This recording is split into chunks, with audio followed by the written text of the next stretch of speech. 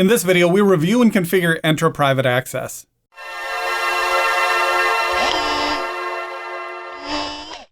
Hello everyone, I'm Travis and this is Raldos. Entra Private Access provides connectivity to internal applications and resources when users are remote. It's not a traditional VPN, it's what Microsoft calls Zero Trust Network Access, or ZTNA. In this video, we look at what Entra Private Access is and how to deploy it. Before that, please like, subscribe, and share with a friend. Click the bell icon for notifications of new content, and check out my courses on Azure Virtual Desktop, Windows 365 and Intune Management, Hybrid Identities with Windows AD and Entra ID, and my latest course, A Beginner's Guide to the AZ900, available at udemy.com. Links are below, and thank you channel members, your support is appreciated. Entra Private Access is an alternative to traditional VPNs for accessing resources on an internal private network. It supports zero trust, single sign-on, conditional access policies, and multi-factor authentication. Coming up, we'll review the private access architecture and deploy it in the lab. And stick around to the end where we go over some basic troubleshooting steps. Let's start with licensing. Entra Private Access requires a license. This can be purchased as part of the Microsoft Entra Suite or as a standalone product. The Entra Suite is an add-on to an Entra P1 or P2 license. An Entra P1 or P2 license is also required to use Entra Private Access. A trial is available for most tenants. There are three main components to private access: the portal, the connector, and the client. All configuration of the private access service is done through the portal. This is where we configure networks and applications, the user's access, security including conditional access policies, and connector groups.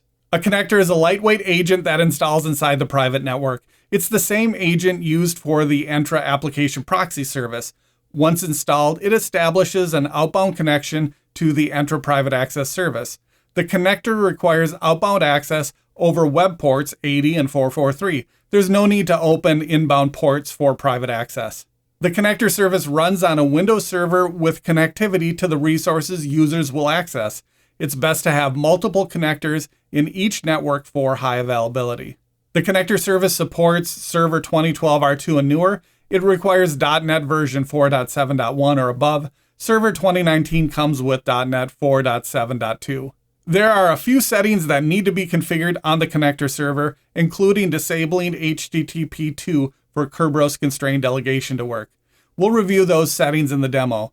Also, install a connector on a standalone server. Don't add the connector to a server that hosts services the users will access, and don't add it to the same server used for Entra password protection, just a small dedicated server for the connector. If there are services or applications on multiple networks, we can group connectors in what's called a connector group. So, for example, if we have two applications on isolated networks, we could deploy one or more connectors to each network and then add them to separate connector groups. A connector group represents a private network boundary. Next, we have the client. The Global Secure Access Client is used to connect to Entra Private Access. There's support for Windows and Android, and at the time of recording, there's also a Mac OS and iOS client in preview. The Windows client requires the device to be joined to the tenant, either Entra ID joined or Entra Hybrid joined. Entra registered Windows devices are not supported. The Mac OS, iOS, and Android client must be registered with the Entra tenant. The Windows multi-session OS is not supported. Private access will work with Windows 365 and AVD with a single user OS. Local admin privileges are required to install and configure the Global Secure Access Client. Of course, you can deploy with Intune. There are two ways to configure applications. The first is with Quick Access. Quick Access is a pre-configured group of application segments. An application segment is one or more distinct internal applications. With Quick Access, we have one location to add multiple application segments and configure access for users and groups and set conditional access policies. However, all users have access to the same applications with the same conditional access policies, and we can only specify one connector group, so all applications must be on the same network. We can also create global secure access applications that provide per application access. If we need different conditional access policies or connector groups, for example, we can create a new global secure access app with different settings. Coming up, we'll configure the Quick Access application. We configure the application by specifying the fully qualified domain name, IP address, range of IP addresses, or CIDR block for the application. We also specify the ports for the application. The ports could include 80 and 443 for web applications, 3389 for RDP, 445 for SMB file shares, and ports for other applications. This is one way private access is different from Entra App Proxy. App Proxy is limited to web apps. Private access will work with other applications. One word of caution, avoid using DNS port 53 and let the connector handle DNS traffic. The client will redirect any IP address we specify in the application segment to the connector. If we specify a fully qualified domain name, any client traffic going to that FQDN will be resolved using the DNS configuration on the connector. There's also a preview option for the quick access application where we can specify a private DNS suffix. This acts as a domain wildcard. Any traffic with that suffix will get sent to the connector. Let's review a handful of FYIs and recommendations for deploying private access in no particular order. Locate the connector servers close to the application to avoid latency. If you have applications across multiple networks or locations, use multiple connectors and connector groups. Use multiple connectors in a group for high availability, and make sure all servers in a connector group are on the same network and joined to the same domain. An application redirects traffic to a connector group, not an individual connector. It's important they're as similar as possible. If you intend to use SSO with private access, be sure to put the connector server and applications in the same domain or trusting domain. The connector service needs outbound access over port 80 and 443. If URL filtering is in place, make sure to exclude all URLs required for the connector. A link to that list is below. And exclude connector traffic from SSL inspection if that's in place. Before we jump in, let's review the lab setup. The demo lab has a virtual network in Azure that's not paired with any other network. There are 3 servers in that network. 2 are running IIS with a static web page. Those are the target applications the client will access. There's also a single server used for the connector. All servers are running Windows Server 2019. And there's a Windows 11 client computer that's Entra Hybrid joined to the tenant with the Global Secure Access client installed. Coming up, we're going to configure the prerequisites for the connector and then install the connector service.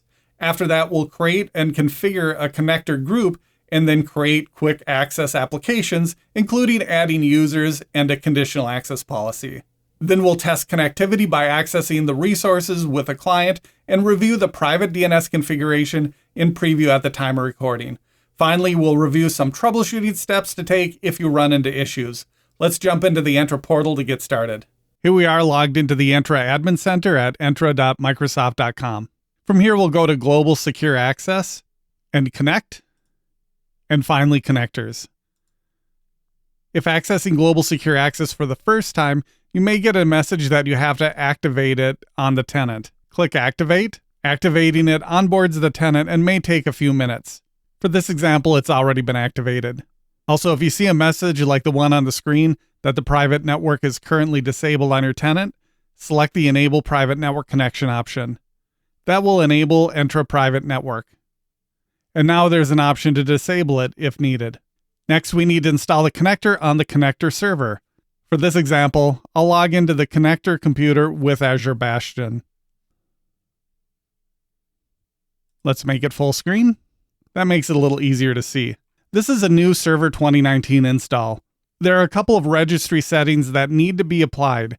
I have some commands on the screen that will help configure them. And this block of code will be available on my blog. Check the link below. The first one disables HTTP 2.0. This is required for Kerberos constrained delegation to work properly. It needs to be disabled on Server 2019 and newer. We'll select it and run that block of code. That sets the registry key and value. Next, we need to enable TLS 1.2 for the private network connector.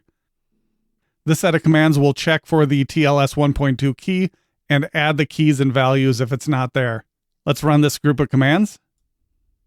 It's a good idea to check the registry to verify all these values have been added. We'll refresh. And there they are. Next, we need to reboot this computer for the changes to take effect. The video will pause here until we're logged back in. Next, we'll download and install the connector. We'll go to entra.microsoft.com and go to Global Secure Access Connect, and then to Connectors. From Private Network Connectors, we have the option to download the connector service. Let's download that. We'll accept the terms and download. And now it's in our download folder. The setup process uses a web-based login. If using an OS that has Internet Explorer installed, you need to disable IE Enhanced Security Configuration, or you'll get a message like the one on the screen. Let's go to Server Manager and select Local Server. Select IE Enhanced Security Configuration and disable it. We'll click OK. Keep in mind you're disabling a security feature. You may want to re-enable it once the installation is finished. Once IE is squared away, we'll run the executable to install the connector service. We'll agree and install. Next, we have to sign in to set up the connector in Entra. Sign in with an account that has application administrator privileges or higher. This step registers the application proxy to the Entra tenant.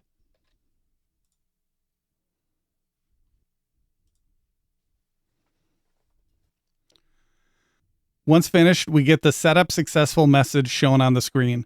We can close that. And now we have a connector on the tenant. Let's go back to Entra ID to configure the connector. If we go to Global Secure Access Connect, we can see the new connector under the default connector group. From Private Network Connectors, we can add a new connector group. Let's add one. We can give it a name. Let's call this one Quick Access Group. Let's select the connector we just added.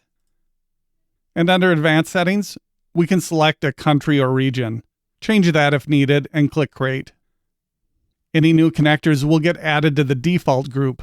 We'll leave the default group unassociated with any applications, so we can move newly added connectors to the correct group. Next, we'll configure a couple applications for quick access. In the lab, there are two servers on the same network as the connector. Each is hosting a different website. We'll use those as our test applications. Go to Applications, then Quick Access. There's only one Quick Access group. All applications in the Quick Access group share the same security settings and network connectors. First, let's set the name, Quick Access for this example. And we'll change the group. Select Quick Access Group, the one we just created. We do get a message that there should be at least 2 active connectors. This provides some high availability, but for this lab, we'll just have the one. Then we'll save. That saves the Quick Access Group. Next, we'll add an application segment. This defines the applications we allow through the connector. Select Add Quick Access Application Segment. Here we can set the destination type. We can add a single IP address, a fully qualified domain name, a site range, or an IP address range. Let's select an IP address. There are 2 servers hosting static websites for this example. There's also a DNS server on one of them with the private zone privateaccess.local. Let's start by adding the first server's IP address, 172.16.0.4. For ports, this example will just use 80 and 443 web ports. We're not limited to just web apps. We could add 3389 for RDP, 445 for a file share, or 22 for a secure shell example. Or you can add custom ports if you have an app that runs on non-standard ports. We can select the protocol or use both. Once set, click Apply. Let's add a second application segment. This time we'll select fully qualified domain name. And for this example, we'll add the DNS name for web2, web2.privateaccess.local, with the same ports. And apply. Once we have those set, don't forget to save the changes for the new app segments. Next, we need to add users and groups for access. We can do that right from users and groups. Let's add users or groups for quick access. We'll select a group. For this example, I'll use a group that I use also for AVD testing. Never mind the name, this just happens to be the group that contains the user I'm testing with. Notice the note on the screen. If we are using groups, only users added directly to the group will get access. it does not recognize nested groups. So if you have a group with some users and another group, the nested group won't have access. Let's assign. Next, we can add a conditional access policy, and we'll cover this kind of quick for the video. Conditional access policies is a big topic and slightly out of scope for this video. So let's go to conditional access. The policies listed already apply to the quick access application. We can open and review them if we need to. Let's add a new policy. Give it a name, Quick Access MFA for this example. Next, we'll select the users. We could assign all users or selected users. For this example, the same user group will be added. We'll go users and groups. We'll find the same group, and we'll add that. Let's go to target resources. It uses select resources, and that resource is the Quick Access app. So this policy will apply to the groups we targeted when accessing the Quick Access application. Let's go to Access Control and select Require MFA. And you can leave it as report only or turn it on and save. For this example, I'll turn it on and create. Now we have a conditional access policy for the Quick Access app. We're getting close, I promise. Next, we have to enable Entra Private Access. Go to Traffic Forwarding under Connect and enable the Private Access profile. Next, we get a prompt to assign users and groups to the policy. There's an option to assign all users. For this example, we'll add the same test group. Let's click on the link under Assigned. We'll add users or groups. We'll search for that group again and add our test group. Assign and close this window. Now we have one group assigned. That enables the private access traffic forwarding policy. Now that we have private access configured in Entra, let's log into the client and set up global secure access and test connectivity. Here we are logged into a Windows 11 client that's Entra Hybrid joined. This would also work with a computer that's Entra ID joined. I logged into this computer with a user that's a member of the test group we added to Quick Access and the traffic forwarding profile. If the user is not a member of those groups, private access won't work for them. This computer also has the Global Secure Access client for Windows installed. You can get the client from Client Download under Connect in the Entra portal. There's an option for Windows, Android, iOS, and macOS are both in preview at the time of this recording. Or you can download the client directly from aka.ms/global secure access-windows. When you install the client, it has to be ran with elevated privileges. You should also restart the client computer after you install the client. Once Global Secure Access is installed and the client has been restarted, go to Global Secure Access and verify it's connected. It should have the green check. Also, right-click on the Global Secure Access client and select Advanced Diagnostics. Your client may not have the same options you see here. We'll review that later. Advanced Diagnostics requires elevated privileges. From Advanced Diagnostics, go to Health Check. Make sure all checks are successful. If not, there's a link to information on health checks with more information. I'll cover a couple issues I ran into at the end of this video. The health check looks good. Let's take a look at the computer's IP address. It's on a 10.10.0 network. The computer running the private access connector and the web servers are on another Azure virtual network that's not paired with the client network. That's a 172.16.0 network. Let's see if we can get to those web pages. Let's go to the first IP address, 172.16.0.4. And that worked. Great. Now let's try the second fully qualified domain name, web2.privateaccess.local.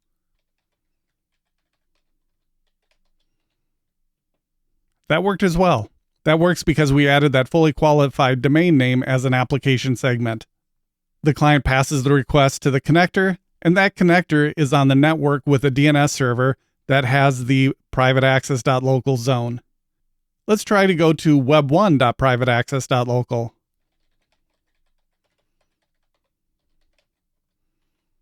That fails because we didn't add the fully qualified domain name to the application segment. But what if we don't want to add each host in our domain? We can add an entire private DNS zone to the quick access application. Let's take a look at that. We'll go back to quick access. We can specify what DNS zones are getting passed to the connector by going back into the quick access app. And from here, we'll select private DNS. Let's enable private DNS and add a suffix. For this example, we'll use privateaccess.local. Again, there's a DNS server in the connector network that has the privateaccess.local zone. We'll add and save. Now let's go back to the client. We need to restart the client computer or the global secure access client on this computer to get the new settings. Let's restart. Let's pause here and come back once we're logged back in. The client has been restarted. Let's open the web browser. Previously, we couldn't get to web1.privateaccess.local by hostname because we didn't add it as an application segment. But now any traffic going to privateaccess.local should get redirected to the connector. So let's try it again. And that works. Now any web application in that zone can be accessed through the connector. As we've logged in, we haven't had to authenticate because we signed in to a hybrid joined computer. Let's revoke all sessions on the user so we can force an MFA prompt. This is just to see what the users will experience if they get an MFA prompt. Let's go to the user in Entra ID. Here's the user I'm testing with. And from here, if we revoke all sessions, that will log the user out. Now let's go back to the web browser, and we're going to clear history.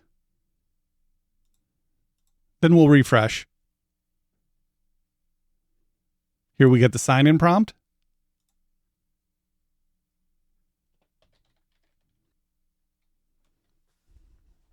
And the MFA prompt. That logs us in. Let's refresh. And now we get access. We now have a working example of private access using an IP address and fully qualified domain name, as well as a private DNS zone. As promised, let's talk about troubleshooting. And to be honest, setting up this demo didn't go smoothly. Coming up are a few items I had to address on the client to get private access to work. First, restart the client computer after installing Global Secure Access. And restart the computer or just the client after making changes. Then check the client status. A yellow triangle indicates a problem. On the screen are some client statuses that we can see in the system tray. If the client indicates a problem, open Advanced Diagnostics and view Health Check.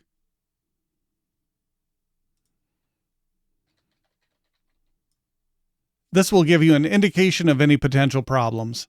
The first problem I ran into was the client wasn't set to prefer IPv4. The Global Secure Access client doesn't support IPv6. I used the registry setting provided in the Microsoft doc and restarted the computer. That cleared the first issue. The next problem I had was resolved by disabling QUIC in Microsoft Edge. Once I disabled QUIC, I was able to connect. I also found it helpful to enable the Sign Out button on the client. That allowed me to sign out the client and disable for testing.